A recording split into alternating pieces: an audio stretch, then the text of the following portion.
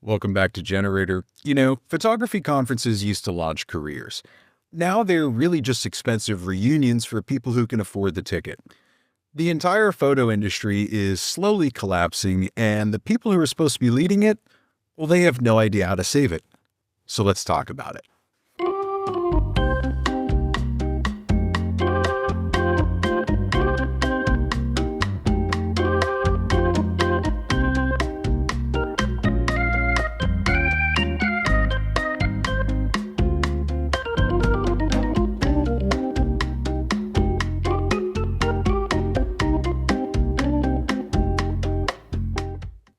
All right, so let's start with conferences themselves.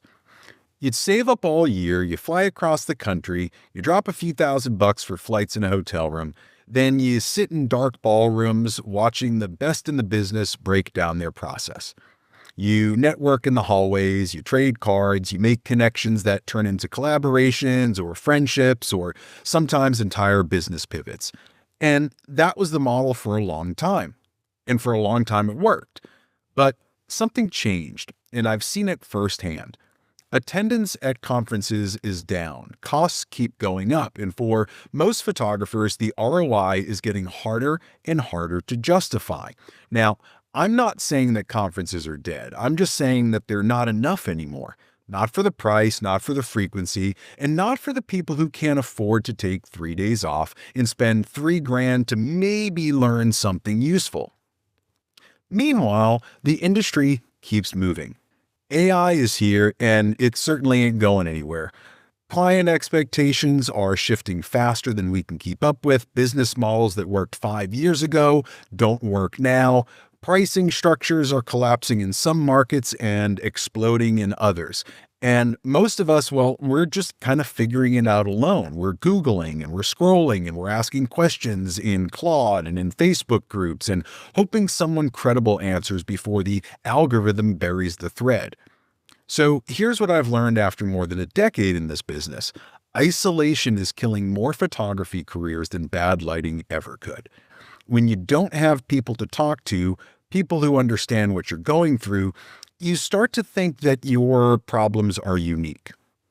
You start to think that you're the only one struggling, and you start to believe the highlight reel that you see from everyone else is better than your own. And that's when people quit. Not because they weren't talented or they didn't care, but because they couldn't see a way forward and they didn't have anyone else to help them find it. And that's the problem we don't talk about. Let me back up for a second. For decades, education in photography happened in very specific places. Conferences and workshops and magazines and trade publications. Those were the gatekeepers. If you wanted to learn from the best, you had to be in those rooms. You had to subscribe to those magazines. You had to be part of the world. And honestly, that worked. It created a shared language and a shared set of standards. You knew who the educators were. You knew who to trust.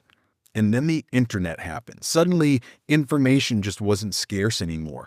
YouTube tutorials and Facebook groups and Instagram tips, free PDFs, email courses. You could learn just about anything you wanted without leaving your house or spending a dime.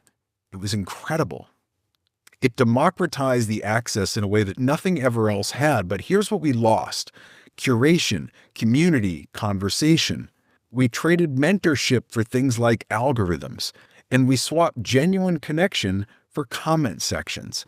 We went from learning in rooms full of people who cared about the same things that we did to learning alone in front of screens, hoping that the next video would finally be the one that clicked. And now we're drowning in content, but we're starving for context. There's more information available than ever before, but less clarity and less direction. Less sense of what actually matters. You can watch 100 YouTube videos on off-camera flash and still have no idea how to price a shoot. You can follow 50 photographers on Instagram and still feel like you're doing everything wrong because access to information isn't the same as access to growth. Growth happens in conversation. It happens when someone who's been where you are tells you what they learned. And it happens when you hear someone else struggling with the same thing and realize that you're not alone. That's what we lost when education went online. And that is what we need to build back. So here's what happened next. New media. Podcasts exploded. YouTube channels turned into full-time businesses. Newsletters replaced magazines. Photographers started building their own audiences and their own platforms and their own ways of teaching and connecting. And the traditional industry organizations, they're still selling the same old model. Annual conferences and trade show floors and keynote speakers flown in from all across the country. Big ballrooms, big budgets, big barriers to entry. Don't get me wrong, these can be great. I've spoken on stage, I've attended conferences, I've learned from them, but they're not enough anymore. The world moved to on-demand, ongoing, accessible learning. People want to consume content when it fits their schedule.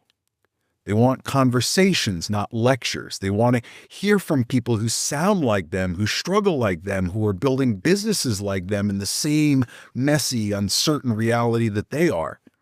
And the industry associations didn't move with it. They're still acting like gatekeepers when the gates are already open. They're still charging thousands of dollars for access to information that you can find for free. And they're still prioritizing the people who can afford to show up instead of the people who are doing the work every single day but can't take time off or spend the money. The industry didn't fail because people stopped wanting to learn. It's failing because it stopped meeting people where they are. And that gap right there, that's where new media came in. Podcasts and virtual events, online communities. It's a whole different landscape. Now, here's where things get interesting, because the industry did try to adapt, well, sort of. Virtual summits started popping up everywhere, and the model was simple. Get a bunch of educators together, record presentations, offer the first round for free, then put everything behind a paywall after the event ends. It sounds good on paper, but I've attended a lot of these summits over the years, photography summits and business summits, creative summits.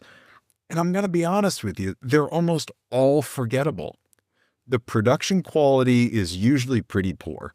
Half the time you're watching someone talk to their webcam with really bad lighting and even worse audio.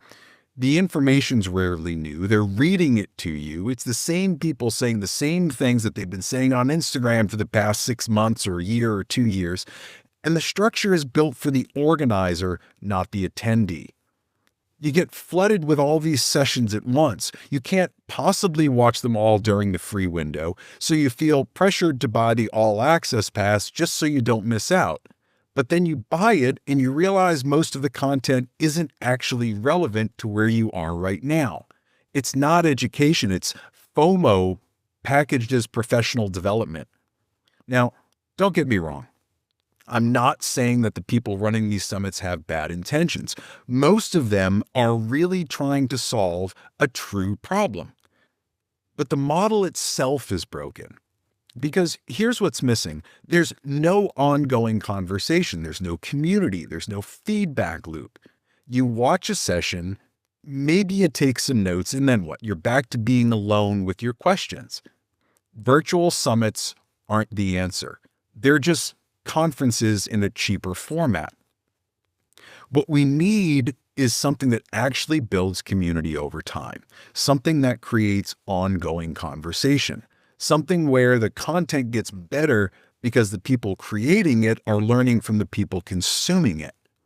We need a system, not an event. So here's what I've been working on. It's not a conference, it's not a summit, it's not even just a podcast network. It's an ecosystem. Think of it like a flywheel. Everything feeds everything else. And the more it spins, the more value it creates for everyone involved. Here's how it works. Step 1, the Podcast Network Hub. This is a roster of shows focused on photography and creativity. News, interviews, deep dives, micro stories. Each show has its own voice, its own angle, its own audience. And I want to be clear about something here. This isn't about collecting a bunch of shows that all sound the same. I'm not looking for 10 versions of Generator. I want different voices from all over the place, different perspectives, different specialties. Portrait photographers, landscape shooters, sports photographers, commercial photographers, fine art artists, people talking about gear, people talking about business, people talking about the mental health side of this work. The strength of a network is in its diversity. If every show sounds like mine, we're not serving the community, we're just creating an echo chamber. But here's the key. Hosts are constantly inviting guests. Instructors, emerging voices, industry pros. Every episode introduces people worth hearing from, and that becomes the talent pool for everything else. Step 2, audience and community growth. Listeners start gathering, not just passively consuming, but actually connecting through Discord channels or newsletters or niche communities for portrait photographers, landscape shooters, gear nerds, business builders. You're not just listening to a show, you're part of something.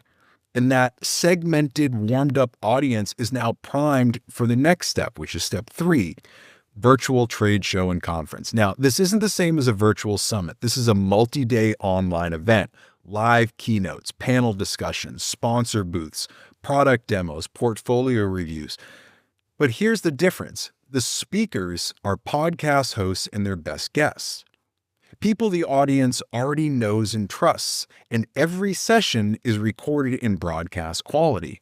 Not someone just talking to their webcam with poor lights, real production value. I've been building shows for years now. I know what good production looks like. I know how to set up a studio and light a subject and capture clean audio and edit into something people actually want to watch, because that matters here. If we're going to compete with Netflix and YouTube for people's attention, we can't show up with amateur hour production. That creates a library of long-form videos and slides and transcripts and Q&A sessions, all of it usable and searchable and valuable. That leads me to step 4, the premium content library. Now, all of these recorded sessions get clipped and annotated and stored. You can buy individual sessions. You can subscribe to bundles. You can get a tiered membership that gives you access to everything. And the revenue from that, it goes back into better production, better speakers, better content. It attracts new educators who want a cut of the pie instead of just doing it for exposure. Step 5, education and talent. Now, up-and-coming creatives submit workshop proposals. They pitch guest spots, offer mini courses. They get mentorship. They get revenue share. They get help polishing their content until it's actually good. And then those fresh voices graduate into the podcast guest spots, or they launch their own shows. They bring new energy, new perspective, new ideas. That's step 6, is back into the podcast loop. New instructors appear on existing podcasts. They share insights from their courses. They talk about what they learned at the conference. They bring their audience with them. And then that restarts the cycle. More engaging episodes, larger audiences, bigger events, better content, more revenue, more opportunity. It's this circular economy. Everything feeds everything else. Now, let's talk about money, because none of this works if we can't figure out the business side. Here's the reality. The traditional model of podcast sponsorship is really broken for small shows. Sponsors want guaranteed numbers, and that's okay. They want to see that you're getting 1,000 or 10,000 or 50,000 downloads per episode before they'll even talk to you. And if you're a photography podcast, well, you're probably not hitting those numbers. The audience is just too niche. The market's too small. So most photography podcasters either don't have sponsors at all, or they're doing affiliate deals that pay pennies on the dollar. Meanwhile, those same sponsors are dumping money into Instagram ads that get scrolled past in like half a second. They're buying booth space at conferences where half the attendees walk right by without even stopping. They're spending thousands and thousands on placements that deliver no real engagement. And here's what they're missing. Smaller audiences are often better audiences. A listener who's been following a podcast for months, who trusts the host, who values their opinion, that person is way more likely to actually buy something than someone who saw an ad on Instagram for 3 seconds. But sponsors don't know how to evaluate that. They don't understand the model. They're used to buying eyeballs, not building relationships. So here's what changes in a network model. Instead of sponsoring one show with 5,000 listeners, they sponsor a network with 50,000 listeners across 10 shows. Their dollars get spread across multiple voices, multiple audiences, multiple touch points.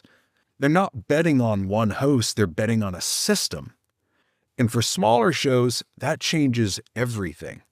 A show that could never attract a sponsor on its own becomes part of a package that makes financial sense for brands.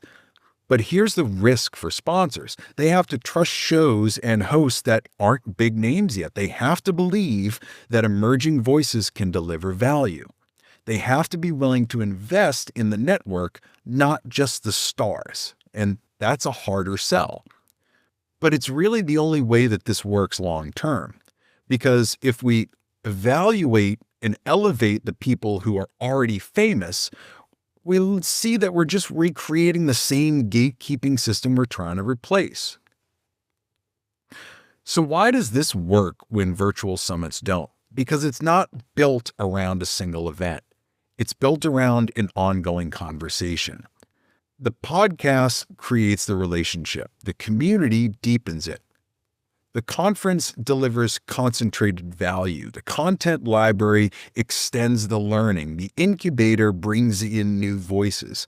And the whole thing keeps spinning. You're not buying access to a weekend of content that you'll never finish watching. You're joining a system that gets better the longer you're part of it. And for creators, this changes everything. Right now, if you want to teach photography, you have a few options. You can pitch yourself to a conference and hope they accept you. You can run your own workshop and hope people show up. You can create an online course and hope someone buys it. All of these are one-off bets. You're starting from zero every single time. But in this model, you start with a podcast appearance. You build credibility with an audience that's already listening.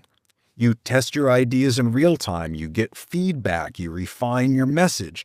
Then you teach at the virtual conference. Now you have video content that people can buy. You have proof that your teaching works. You have testimonials. Then you launch a course through the incubator. But you're not launching to strangers, you're launching to people who already know you, trust you, and have been asking for exactly what you're offering. That's not just easier, it's sustainable. And for the network, every new voice makes the whole thing more valuable, more perspectives, more niches, more reasons for people to stay engaged. So why me? Why now? All right. I've been in the industry for a little over a decade. I've built a photography business or two from the ground up. I've worked with clients ranging from corporate executives to artists to people just trying to see themselves clearly. I've also built Generator, a podcast that's been running for a few years now. I know what it takes to produce a show week after week. I know how to find guests and conduct interviews and edit episodes and build an audience from scratch. I understand the photography industry. Not just the technical side, but the business side, the mental health side, the community side. I've seen what works and what doesn't. I've made plenty of mistakes and I've learned from most of them. And I know production. I know how to set up a studio. I know how to light subjects and capture good audio. I know how to take this raw footage into something people actually want to watch. And that combination matters here because building a network isn't just about having a good idea. It's about execution. It's about understanding what photographers actually need, not what we think they need. It's about building systems that work, not just concepts that sound good on paper. I'm not saying that I have all the answers. God knows I don't. I'm just saying I've been doing this long enough to know the right questions to ask. and I'm willing to do all the work. Now, here's why I think this matters right now. The photography industry is at a crossroads. AI is changing what's possible. It's changing what clients expect. It's changing what it means to be a photographer in the first place. Some people are terrified. Some people are excited. Most people are kind of somewhere in between, just trying to figure out what this means for their business overall and for the craft of photography. And for those of us that are photographers, well, we need each other more than ever, not just for business tips or lighting tips. We need to talk about what it means to stay creative when everything is commoditized. What it means to really stay sane when the algorithm punishes you for just taking a week off. What it means to stay human in an industry that increasingly feels like it's run by robots. And that's not a conference topic, that's an ongoing conversation. And that's what this entire ecosystem creates. It's a place where those conversations can happen, where people can find their community, where new voices can emerge without having to fight their way through traditional gatekeepers. The future of this industry isn't about who has the best gear or even the biggest following. It's about who stays connected to the work and to each other. It's about who builds a system that lets them keep going when things get hard. It's about who finds their people and holds on. Now, like I said, I've been doing this for a while and I've seen people come and go. I've seen incredible talent leave the industry because they couldn't figure out the business side. And I've seen brilliant business minds burn out because they lost touch with why they started in the first place. The ones who stay, well, they have people, they have conversations, they have a network, formal or informal, that keeps them grounded and keeps them moving forward. And that's what this is about. It's not growth hacks. It's not viral moments. It's not getting famous. It's just building something that helps people stay in the work that they love. So here's what I'm doing. I am building this, a photography podcast ecosystem. I don't have all the answers. I'm figuring this out as I go on my own, but I know this. We're better together than we are scattered across the industry. If you're a podcaster and this resonates, reach out. Let's talk about what this could look like, what you need, what you're willing to contribute, what scares you about it, and what excites you. I want to be clear. I'm looking for different voices. If your show sounds exactly like mine, this probably is not the right fit. But if you're covering a different angle, a different specialty, a different perspective on this industry, well, let's talk. If you're an educator and you're tired of pitching at conferences or running free webinars for exposure, talk to me. There's a better way to build your audience and your business. If you're a listener and you want to see this happen, tell me what you need. What topics are not being covered? What questions are not being answered? What would make this valuable to you? I'm just trying to start this. And then I'm trying to build it with the people who care enough to make it great. This isn't about just me. It's about what we can create when we stop competing and start collaborating. Let's build something new, something that matters. Are you with me? Well, let me know in the comments or drop me a line. I read everything. And as this whole thing grows, I'll keep you updated. But for now, I'm just grateful that you stayed until the end. Thanks as always. And I'll catch you next week.